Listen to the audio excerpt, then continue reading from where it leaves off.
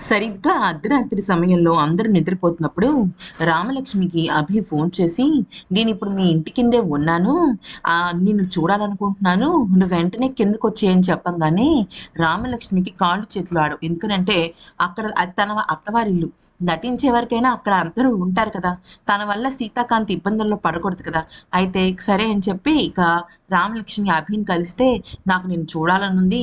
నువ్వు లేకుండా నేను బ్రతకలేకపోతున్నాను. అందుకే వచ్చేసాను అనంగానే ఈలోపు ఏమవుతుంది, శ్రీలత, శ్రీవల్లి అందరూ చూసేస్తారనమాట.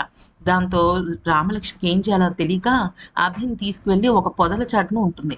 ఈలోపు అది కాస్త శ్రీలత చూసేసి ఇంట్లో ఉన్న వాళ్ళందరినీ పిలిచేస్తుందనమాట.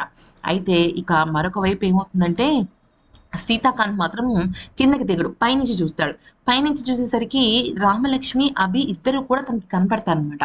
మిగతా వాళ్ళందరూ కిందుండి వెతుకమంటారు. కానీ సీత మాత్రం అభి అలాగే రామాలిద్దరిని కూడా పొదల చాటున చూసేస్తాడు. సో, ఇప్పుడు వీళ్ళిద్దరిని కాపాడేది ఒక్క సీత మాత్రమే. ఏం చేస్తాడంటే కరెక్ట్‌గా వాళ్ళు చూసే టైంకి సీత కిందకి దిగుతాడు.